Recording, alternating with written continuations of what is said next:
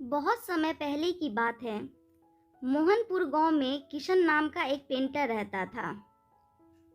किशन जब बहुत छोटा था, तभी उसके माता पिता का देहांत हो गया। उसी कारण वो पढ़ाई भी न कर सका। अपना घर चलाने के लिए वो सबके घर जा जा के पेंटिंग का काम किया करता था। बहुत गरीब था, लेकिन वो उतना ही ईमानदार भी था। हालांकि उसे पैसे बहुत कम मिलते थे और कुछ लोग तो उसकी शरीफी का इतना फायदा उठाते थे कि उससे पूरा काम भी करवा लेते और उसे उतने पैसे भी नहीं मिलते थे। लेकिन किशन कभी भी शिकायत नहीं करता था। जैसे तैसे उसकी जिंदगी कट रही थी। वो अपने लिए बस एक वक्त का खाना ही जुटा पाता था। सपने बहुत बड़े नहीं थे। बस वो यही सोचता रहता कि कब उसे कुछ बड़ा काम मिलेगा ताकि वो पेट भर के खाना तो खा सके। किशन के लिए कोई भी काम छोटा या बड़ा नहीं था। वो हर काम मेहनत और पूरी ईमानदारी से करता था। एक दिन की बात है, गांव के मुखिया जोगी ठाकुर उसे अपने घर बुलाते हैं। वो किशन से बोलते हैं, अरे किशन, गांव में तुम्हारे काम की बड़ी तारीफ सुनी है। मेरे पास भी एक काम है तेरे लिए। तू करेगा तो ठीक है, नहीं तो मैं किसी और को देखूंगा। अरे नहीं मालिक, आप बस हुक्म कीजिए, मैं आपका सारा काम कर दूंगा। मैं चाहता हूँ तुम मेरी नाव पेंट करो और ये काम आज ही हो जाना चाहिए। और हाँ, इसके पैसे भी कितने लगेंगे वो भी तुम मुझे बता दो। मालिक, बाजार में तो इसकी कीमत 2000 रुपये है, लेकिन आपका जो भी दिल करे वो दे दीजिएगा। और हाँ मालिक, आपका काम आज रात होने से पहले ही हो जाएगा। फिर जमींदार अपनी नाव दिखाने किशन को नदी के किनारे ले जाता है। किशन नाव देख के बोलता, मालिक, इस नाव को रंगने के लिए मुझे बाजार से पेंट लाना होगा। मैं अभी जाके लाता हूँ। हाँ हाँ किशन, क्यों नहीं, तू जा। लेकिन मैंने जैसा बोला था, मेरा ये काम आज के आज ही हो जाना चाहिए। फिर किशन पेंट लाने के लिए बाजार चले जाता है। ठाकुर भी अपने हवेली चले जाता। पेंट लाते ही किशन नाव को पेंट करने में लग जाता है। काम करते करते उसकी नज़र नाव में पड़े छेद पे पड़ती है। छेद को देखते ही वो बोल पड़ता है, अरे ये क्या, इस नाव में तो बहुत बड़ी छेद है। यह तो बहुत खतरनाक है। अगर कहीं नाव चलाते वक्त पानी घुस गया तो लोग डूब भी सकते हैं। मैं एक काम करता हूँ, मैं जल्दी से इस छेद को भी बंद कर देता हूँ। फिर नाव को पेंट भी कर दूंगा और किसी को पता भी नहीं चलेगा।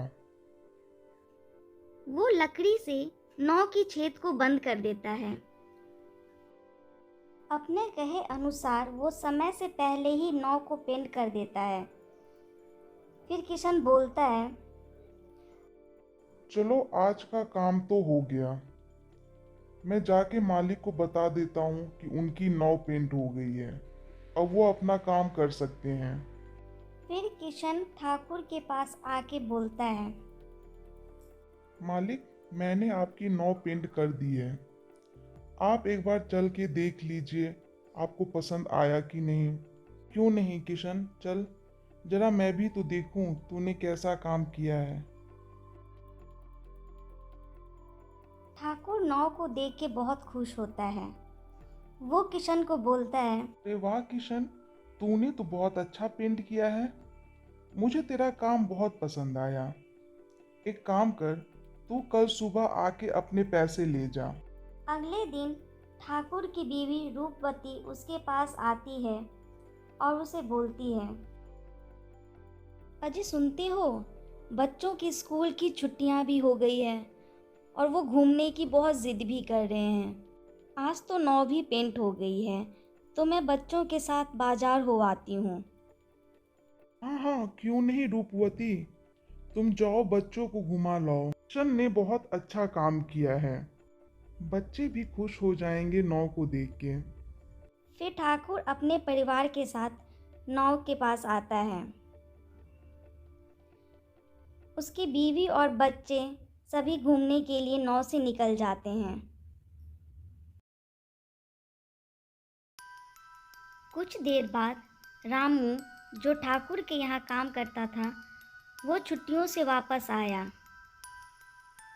अरे रामू, तुम्हारी माँ की तबीयत अब कैसी है? आपकी दया से माँ बिल्कुल ठीक है मालिक, लेकिन मेम साहब और बच्चे दिखाई नहीं दे रहे। बच्चों से मिले बहुत दिन हो गया, कहाँ है वो? अरे रामू, तू थोड़ी लेट आया है।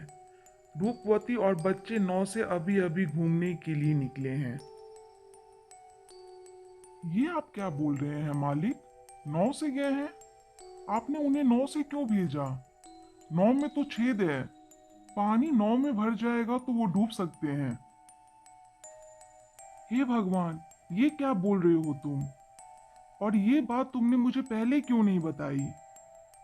हे भगवान, अब मैं क्या करूं? ये बोलते ही ठाकुर जोर जोर से रोने लगा। तभी उसे बच्चों की आवाज़ सुनाई देती है। उन्हें देख के ठाकुर की जान में जान आई। वो रूपवती से पूछता है, तुम लोग ठीक तो हो ना? तुम लोग को कुछ हुआ तो नहीं, कुछ चोट तो नहीं आई?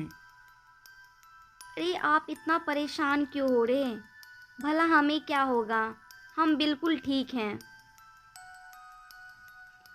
फिर ठाकुर नदी किनारे नाव देखने चला जाता है।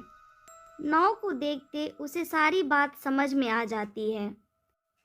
वो मन ही मन किशन और भगवान का धन्यवाद करता है।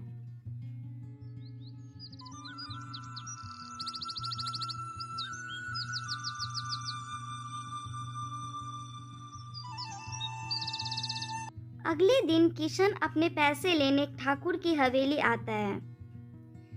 ठाकुर बिना कुछ बोले उसके हाथ में पैसे दे देता है। किशन पैसे तो ले लेता है, लेकिन जब वो पैसे गिनता तो 2000 की जगह ठाकुर ने उसे 10,000 रुपये दिए होते। किशन बोलता है, मालिक, आपने गलती से मुझे ज्यादा पैसे दे दिए हैं। हमारी तो 2000 की ही बात हुई थी, इसमें तो 10,000 हैं। मुझसे कोई गलती नहीं हुई है किशन। इन पैसों पे तुम्हारा हक है। तुमने नाव को ठीक करके मेरे पूरे परिवार को डूबने से बचाया है। मैं तुम्हारा यह एहसान जिंदगी भर नहीं चुका सकता। तुम्हारा साफ दिल और ईमानदारी से मैं बहुत खुश हूँ किशन। फिर ठाकुर की मदद और अपनी मेहनत से किशन ने पेंट की अपनी एक दुकान खोल ली। वो धीरे धीरे अपने सारे सपने को पूरा कर रहा था। तो दोस्तों, हमें इस कहानी से यह सीख मिलती है कि मेहनत और ईमानदारी से जिंदगी की बड़ी से बड़ी जंग जीती जा सकती है। ज्यादा की चाह में कभी ईमानदारी को पीछे नहीं छोड़नी चाहिए।